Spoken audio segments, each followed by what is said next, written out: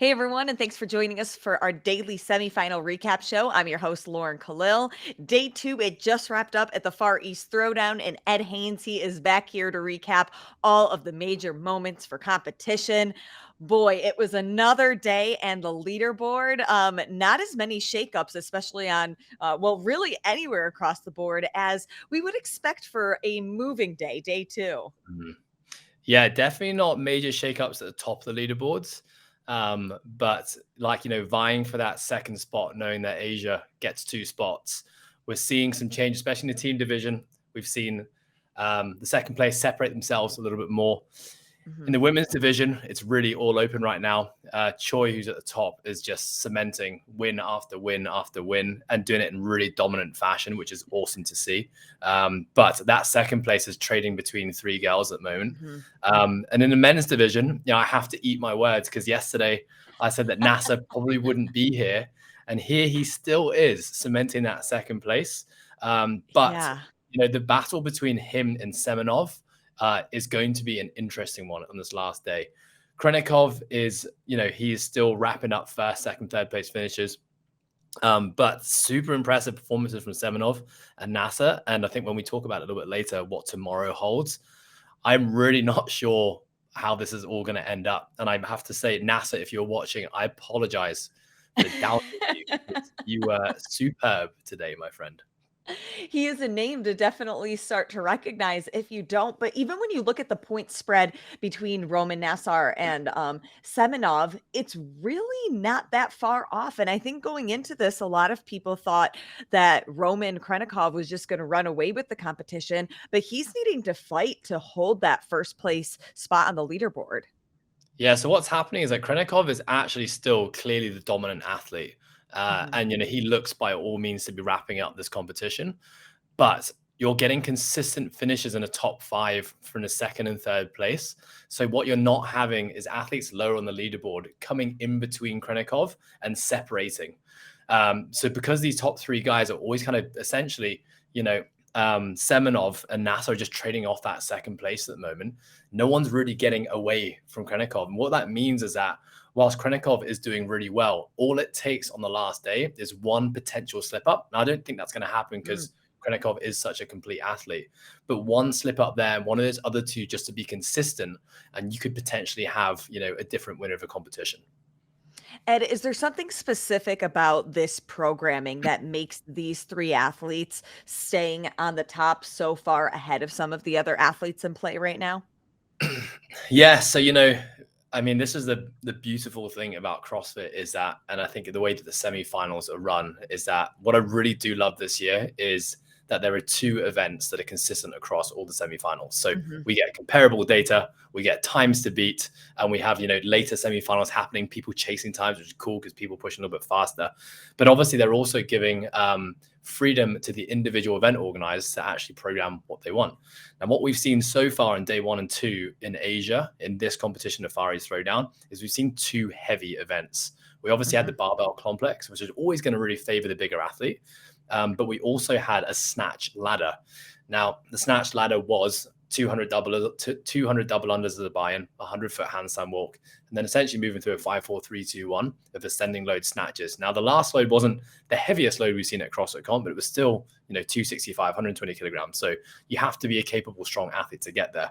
Now, many people would look at that workout, see double unders, handstand walking, and think, okay, well, it's not just purely a strength event because you've got some complexity and some gymnastics to have to get through, and you're going to be, fatigued by the time you get to the barbells.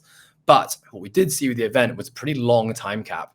So it was a 12-minute Mhm. time cap. So it kind of took away like the racing element of what we typically see in like a snatch ladder. So people could really take their time, which I think actually kind of took a bit of the intensity and the beauty of what you often see with a snatch ladder.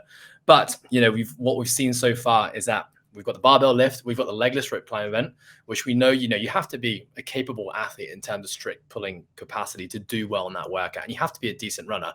But we also do know, thinking back to 2014, when Easy Mohammed just destroyed that event, taller athletes with a bit of a jump are at a serious advantage on that. And then you think about the last event we had, or the very first one, I should say, we had rowing, we had muscle ups, and we had a moderate weight on a snatch. So again, like kind of favoring the big athlete there because they've got a row. They've got a hang snatch for multiple reps at moderate load, which the big guys move comfortably. And the muscle ups, there weren't enough reps to really favor the smaller athletes. So you've kind of got 4 big athlete events so far. And when you look at the top 3 in the men, we've got Khrennikov, who is, 6 foot or more in 100 plus kilograms. You've got NASA, who's not your typical CrossFit athlete. Yeah, absolutely. Here. Khrennikov is definitely on the bigger end of high level CrossFitters. And you've got NASA, who's 6'2", 105, 110 kilograms, who, you just don't see those athletes at the games anymore. And you got Semenov, who's 6'1" to 6'3". Don't know his exact stats, but he's big and he's tall. And so what you're seeing right now, you've got 3 people who essentially kind of built like heavier Brent Fikowskis. And we know that Fikowski in the sport is kind of an anomaly these days. Yeah. And so it will be interesting when you look at the events tomorrow. We have a chipper, which is going to be very, very different to everything we've seen. It's a long workout. You got handstand push-ups in there. You got GHS sit-ups. You got toaster bar, which is definitely not going to be a big athlete workout. But then you got that final workout, which is 200-pound dumbbells and moving it kind of like a strongman grinder style, which, kind of is a big man workout again. So, potentially you could have the 2 guys qualifying here from Asia, and they're going to be standing on that competition floor at the CrossFit Games and be towering above everyone. And then this potentially comes down to the programming. I mean, I don't want to take anything away from the athlete because they've been very capable and they've really expressed fantastic capacity on all the tests so far. But yeah, it should be interesting. If these 2 bigger athletes make it to the CrossFit Games, you will not be able to miss them on the competition floor in Madison. That is for sure. That's for sure. But what I will say is that it was a really exciting day today. And whilst the events, as a programming critique, you could say maybe they biased a certain athlete, but there was certainly this day compared to yesterday, there was a lot of excitement. The crowd was really getting into it. You saw lots of people hitting PRs on those snatches. You could just see in the reactions. And I will say as well, I think maybe I might be jumping the gun here, but we saw some blistering times on that legless rope climb run event. Semenov, big athlete. He finished in 2:35. Now I need to double check and see where that sits amongst the other semifinals, but that has to be one of the top times we've seen. We had a lot of athletes scraping the 3-minute time cap, the 3-minute barrier, sorry. But 2:35 is lightning. And Khrennikov, was sub 250. And there was another athlete, Ed Haynes, who went 250 as well. So, like big times coming out of Asia on that event. Yeah, and it's so cool to see, especially because that workout is so fast and furious. Watching it on the field is a little bit exhausting. Maybe not exhausting as actually doing the workout, but it's hard to keep up with where athletes are. But let's take a look now at the women's leaderboard. What are you seeing in comparison to the men's leaderboard with those athletes at the top so close? But the competition isn't necessarily as close on the women's side. Yeah, you know what? You look at the leaderboard at first, you think, well, there's only a 40-point spread between first place and second place. But again, very much like the men's division, is you have Choi, who is just dominating every event right now. She's cleaning up with first. Yeah, she's won everything. Yeah. She's won every single event, picked up 4 100 wins. points. But the ladies who are finishing in second and third, essentially, and actually Omer Reshev from Israel was actually in the mixer until that last event as well. Essentially, you just got 2 to 4 girls trading off battles that second place. And again, like the men's division, you're not getting people low on the leaderboard coming in and really disrupting the leaderboard. So whilst Choi is dominating every event so far, it's not giving her the separation you want. And this is where we see bigger separations on leaderboards when you have deeper fields, where you have, really good athletes between, the final heat, but maybe the 2 heats before that. What we're seeing in Asia, which is, very typical of a younger, more developing continent in CrossFit, is that you lack the depth a little bit. And so you have a big separation between, the last heat and essentially every heat that comes before that. And so for someone like a Khrennikov and someone like a Choi, who is, clearly the dominant athlete in their division, it's not as safe as if they're not as safe as if they were in a more challenging competition where there was potentially more people in the mixer for that next place. So, although they've been dominant, they're going to have to, stay on top of their game, make sure they don't get any massive slip ups. and, just keep on doing what they're doing. But I think as long as those two keep on finishing within the top 5, they're going to be fine. But yeah, going back. Yeah, sorry, Lauren, continue. No. Just looking at the programming for the final day, do you think that those are the two women that we're ultimately going to see on top? Because then what we have in the next event is a long chipper. You've got lots of gymnastics movements, moderate high reps. You've got GHDs, toes to bars, handstand push-ups. You've got a big run in the middle. And so not really sure, to be honest. I think Choi, we've seen her last semifinals compete in events similar to this. She's been at the CrossFit Games. I have no doubt she's going to be proficient and do very well in that workout. But on both the men's and the women's division, there hasn't been a test like this. We haven't had anything long yet. We haven't had anything in excessive volume. Definitely haven't had any running yet. So as to what's going to happen on the next event is really, really, really up in the air. Moving on to the teams. Again, not a ton of shakeup, especially with our first place team. They remain in first. KT CrossFit Kolesnikov. Thank you, Ed. Are they going to be the dominant team going into the final day as well? Yeah, you know what? It's like, I hate to sound like a broken record at the moment, but it's exactly the same as what's happening in the men and women. You've got a really dominant team who are cleaning up lots of first place victories. And then you have 2 or 3 teams trading off that next best place. And then you have everyone else who's kind of staying out of that top 3-5. So again, whilst Kalashnikov have been super dominant team out of Russia, they're not creating that separation on the leaderboard. But again, barring a disaster, as long as they keep on being consistent and stay in the top 5, they'll be fine. What we have seen from yesterday is CrossFit Yaz really move away and separate themselves from Goliath. And what we're seeing there, Yaz are just being really consistent. I think all their events, they've been in the top 5. Whereas Goliath, they finished with a couple of second place finishes in 2 events, I believe. But what's hurting them is 1 7th place finish and an 8th place finish. And when the race is that tight between 2 or 3 teams, just having those couple of events outside of the top 3, that's what's dropping them out of it. So yeah, I think what it's looking like right now is that it looks like on the team division, the top 2 teams are wrapping it up. But again, what's going to be interesting in the team division tomorrow is that, like you said yesterday, Lauren, the events so far on the team division have been very much individual workouts. So if you've got a bunch of good individuals, more than likely going to do well on events 1 to 4. But now on day 3, which is interesting, both events are very, very different to what we've seen. The next event is going to be a long chipper. Again, similar movements to what the individuals have, but there's lots of synchro work. So teams are going to essentially, with synchro work, you're always playing to the strengths of your weaker athlete and making sure you're not getting bottlenecked on a chipper like that. So it's going to be interesting to see how these teams now go. So it's basically, like we said yesterday, are the individual athletes who can express fantastic capacity alone, are they going to be able to work together and do well? And then you've got the final workout, which is a worm workout. And we all know about worm workouts. Mm-hmm. That's requiring, synchronization between all 4 members.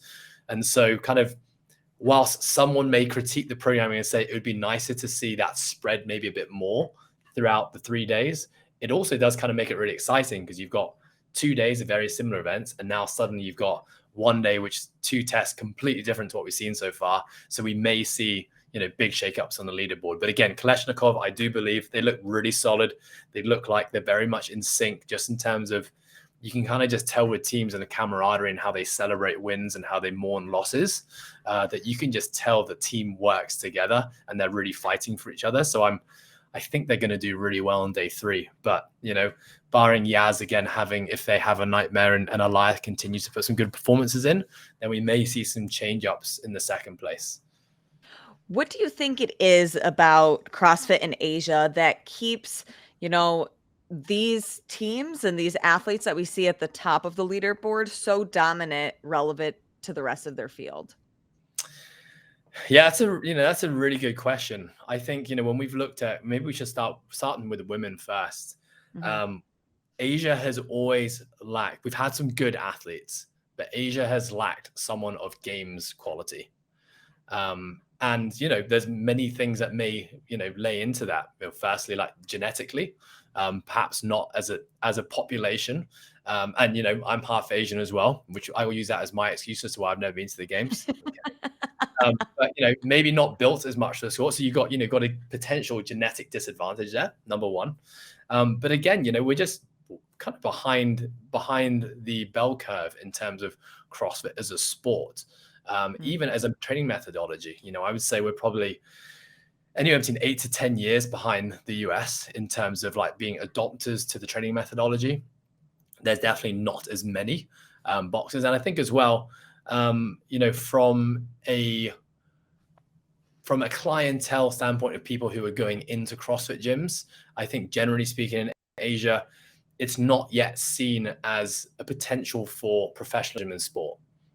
So what I mean by that is like as youngsters, we're not seeing it yet. This sport hasn't developed enough in Asia where a youngster can look at this and be like, this is what I want to be my sport now for the next 10 years. And when you look at the US, you got your Mal O'Brien's competing this weekend. Perfect example. 6-7 years ago, sets a goal because she can see a path and where it can go. This is going to be my sport now. We don't have that in Asia yet. And so what we have is we have people a little bit older who are getting into the sport for the first time.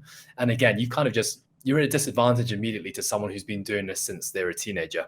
Absolutely. So I think that's another thing as well. Yeah. And I think as also, just competitions, connectivity in Asia, being able to actually have more high level competitions all the time, which have, big sponsors supporting them, which has prize money so people can see the ability to actually have this be something that they can pursue forever. But, I will also say is that I guess that's Choi, she's something that's new. We haven't seen this in Asia. We haven't seen an Asian female be so dominant on the floor. When we think back to like old days of regionals and CrossFit games, the qualifiers out of Asia before passports were a thing, were always generally US athletes who were, generally working military bases in Japan.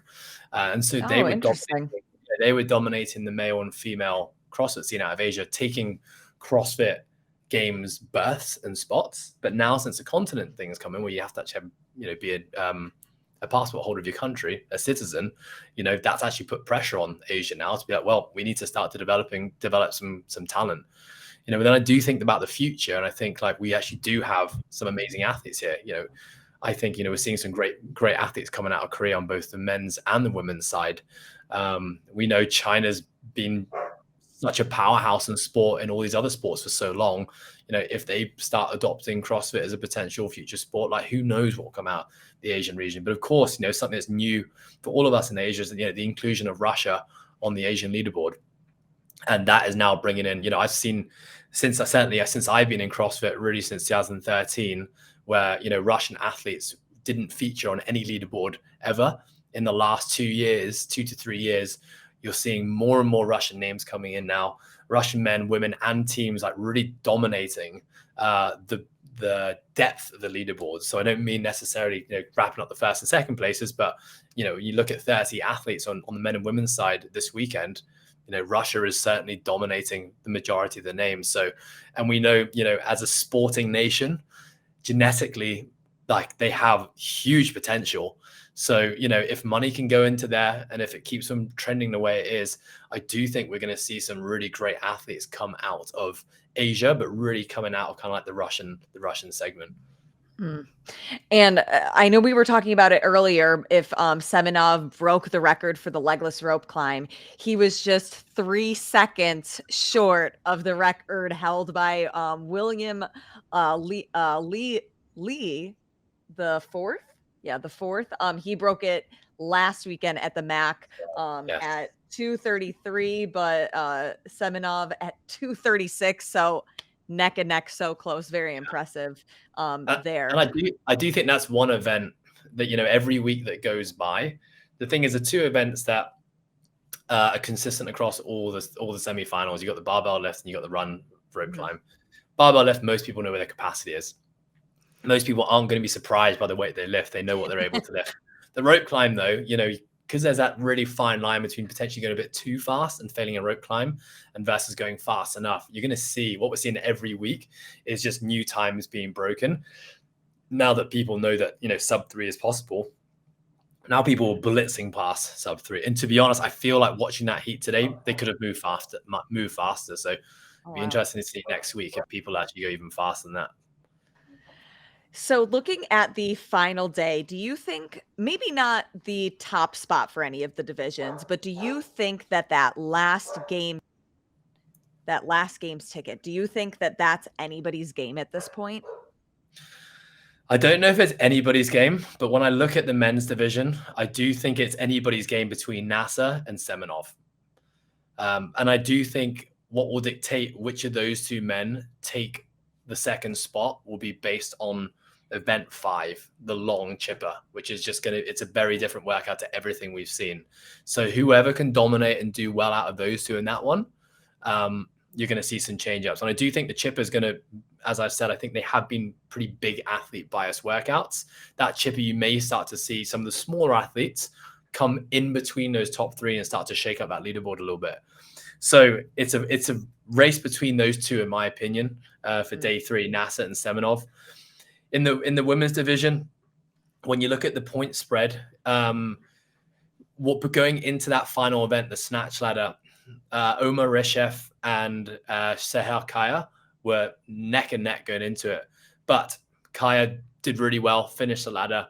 Reshev didn't and dropped quite substantially down. So it looks like, as it is, and having what I've seen from Kaya so far, she looks like a very capable athlete. I feel like if she can just be consistent and finish within top 5 in the next 2 events, I feel like what we see right now on the women's leaderboard at the top will be potentially how it ends. But again, you just never know. There's not that much point spread, and there's not many ladies coming in and changing up that leaderboard. So, but I do think, as you said, we've got what we're seeing at the top of the leaderboards in the team, men and women, is probably how that leaderboard is going to finish. It's just going to be some interesting battles for that second place. Ed, we've got one more day. Are you pumped? I'm really, really pumped. I'm actually super excited. I'm so hyped today. The events were so exciting. And I'm very, very excited for tomorrow. And who would have thought that maybe the final day is going to be moving day with some shifts on the leaderboard, some exciting competition.